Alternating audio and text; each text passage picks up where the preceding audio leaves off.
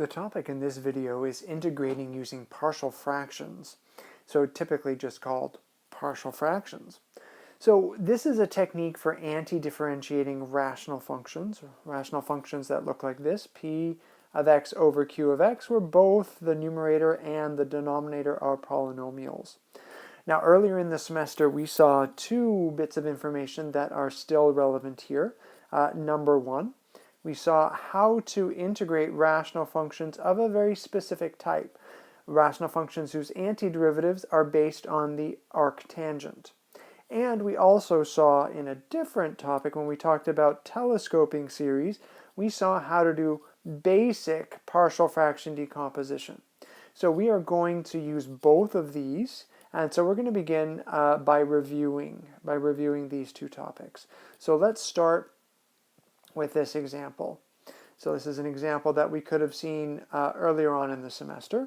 We want to find the antiderivative of 3x cubed plus 10x squared plus 14x minus 19 over x squared plus 4x plus 7 dx. And so the first thing to notice, or the first thing to look at any time that you're looking at a rational function, is the degree of the numerator versus the degree of the denominator. And if the degree of the numerator is greater than or equal to the degree of the denominator, then your fraction is improper, and the first thing to do is a polynomial long division. So if we divide x squared plus 4x plus 7 into 3x plus 10x squared plus 14x plus minus 19, you can sort of follow through the steps here, but we are going to get 3x minus 2 with a remainder of x minus 5. So that means we can rewrite our fraction now as 3x minus 2 plus our remainder over the original denominator. So the first two terms are super easy to anti-differentiate using the power rule.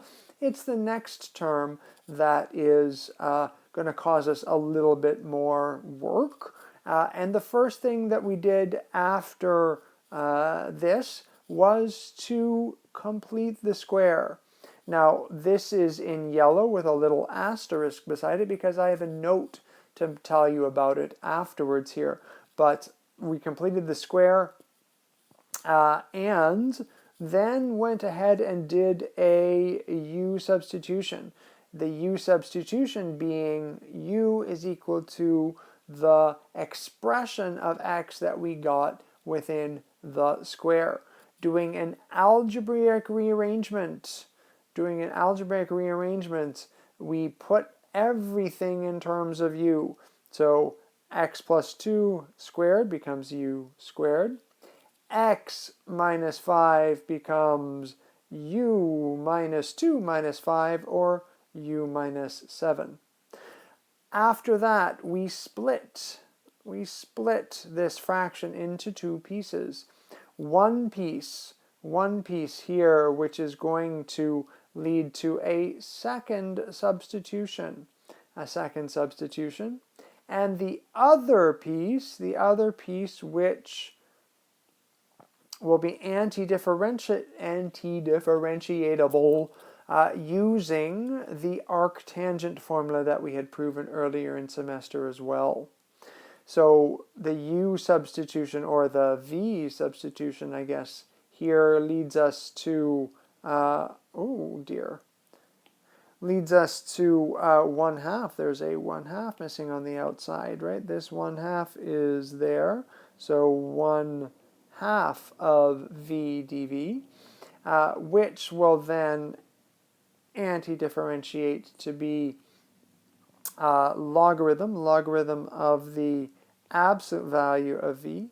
And the arctan part, well, we have our a value. If a squared is equal to 3, then our a value is root 3, and we're just applying this formula here. And then the last thing to do is to revert to x.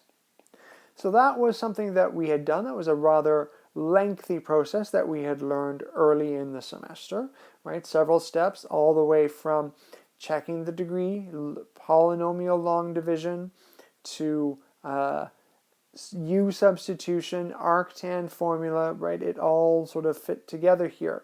But this process worked, and this is, I'm explaining this, why this is highlighted here in yellow. This whole process worked because when we completed the square, we got an expression of x plus a constant, right? Up here we got u squared, or x plus 2 squared plus 3, an expression of x plus a constant, which is exactly, that plus a constant is exactly what allowed us to use the arctan formula. That arctan formula has a plus sign there, right? So this plus sign here is crucial to this process working. Quadratics that have this plus sign when you complete the square are called irreducible. And they can also be identified by their discriminant. So let's refresh that from high school if you don't remember what a discriminant is. So definition: a quadratic of the form ax squared plus bx plus c is called irreducible if its discriminant, which is this thing here, b squared minus 4ac, and you might recognize that from the thing that is under the square root in the quadratic formula, yes? Negative b plus or minus the square root of b squared minus 4ac over 2a. That b squared minus 4ac is called the discriminant. And if that discriminant is negative, the quadratic is irreducible.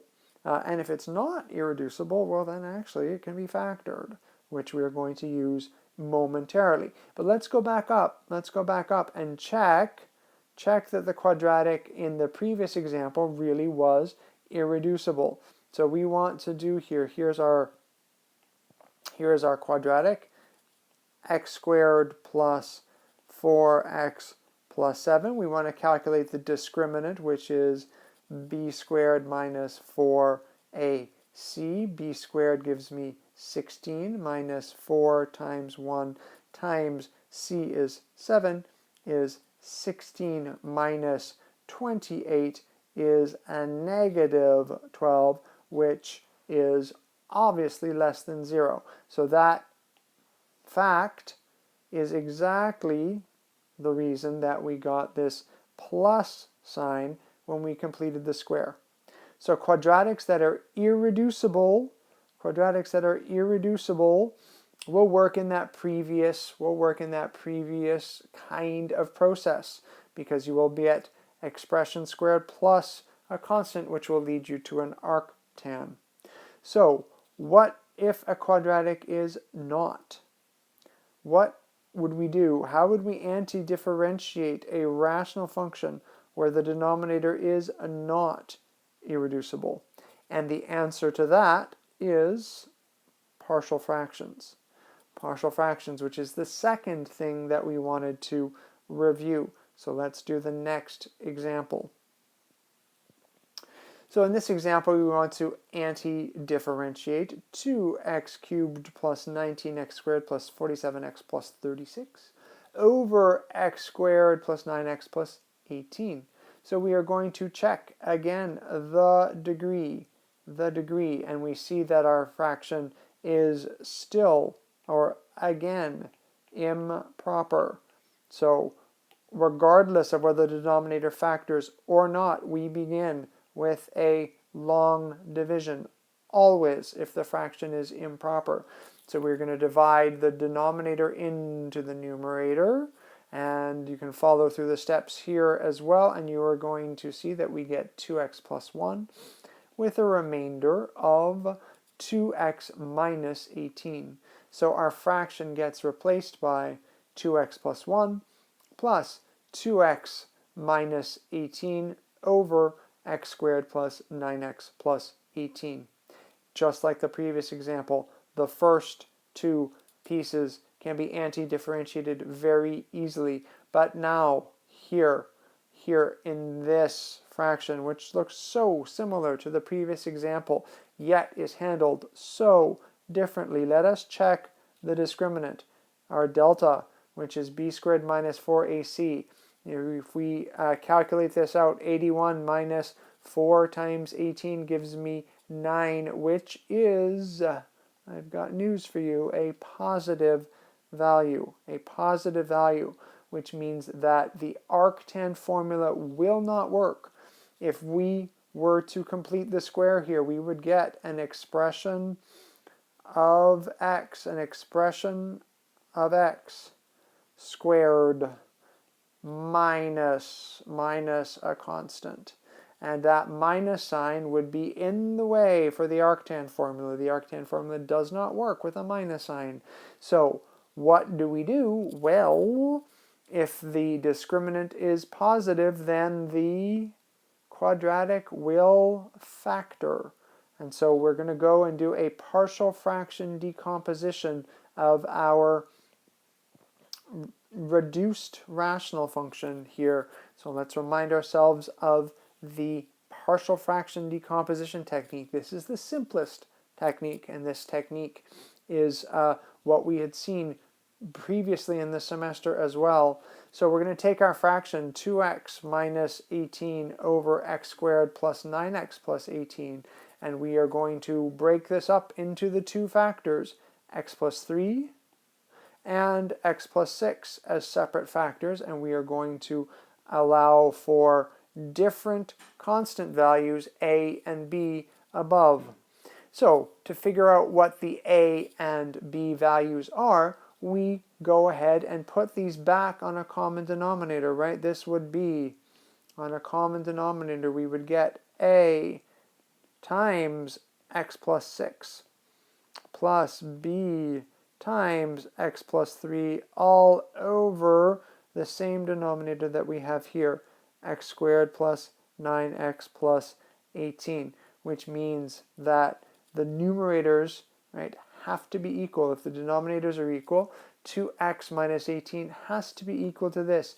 Now you'll notice there is another asterisk over here, a purple one this time. There is again something that I want to tell you about this afterwards, but we're going to go through using the method that we did in class, which is to expand and collect the coefficients of x and of the constant term, which is like x to the 0, right? If we look here, the coefficient of x on the right-hand side, a plus b, must be equal to the coefficient of x on the left-hand side, so a plus b must be 2. The constants on the right must be equal to the constants on the left, so 6a plus 3b has to be equal to minus 18. This is a system of equations, a little system of equations with two equations, two unknowns that you can solve for using whatever method you so choose, and you will get that a is minus 8 and b is 10. So this is an aside calculation, right? This is something that we did midstream, that we are doing midstream to evaluating this antiderivative. So we are going to come back. This antiderivative is going to be replaced by this one, so that the integrand, right, the integrand, this here, gets replaced by its partial fraction decomposition. So here it is. Here it is with the a and the b in place.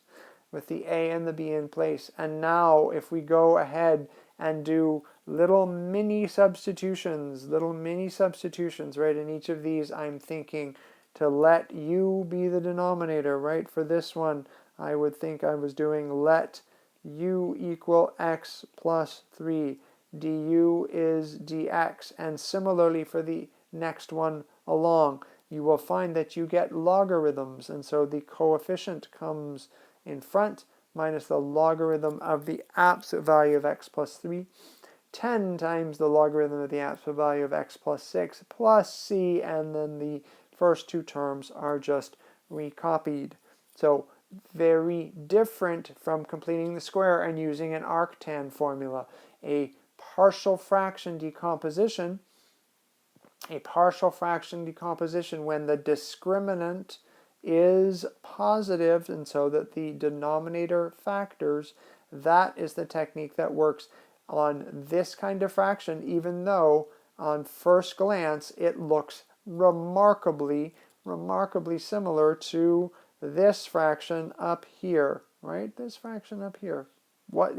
Just glancing at it, you might not notice anything different, and yet two very different techniques, all based on whether the quadratic factors or not. Now, there was this little purple asterisk here that I wanted to tell you something else about. That is an alternative to the system of equations. So this is just a little something which may make your partial fraction calculation a little bit faster. This has nothing to do with the integration. The integration is exactly as I've shown you. It's just in this side calculation. You might want to choose, instead of the system of equation, what I call the method of magic values. And the method of magic values, and so what I've gone and done is I've recopied this line here. It's getting a little messy, hard to read, but I've recopied this line here is this line here. So 2x minus 18, that was the numerator on the left-hand side, is equal to a times x plus 6 plus b times x plus 3, the numerator on the right-hand side. And this time, instead of expanding and creating a system of values, system of equations, I am going to use specific values of x, and they are not randomly chosen, although randomly chosen values would work too, but not as effectively. I am letting x equal minus 6 and y minus 6 because of this right here. That value of minus 6 is going to turn that factor into a 0. And if that factor is a 0, then a disappears. And what I'm left with, if I plug in minus 6 on the left, is minus 30. The coefficient of b becomes minus 3. And so minus 30 is minus 3b, b is 10, and we have the value for b.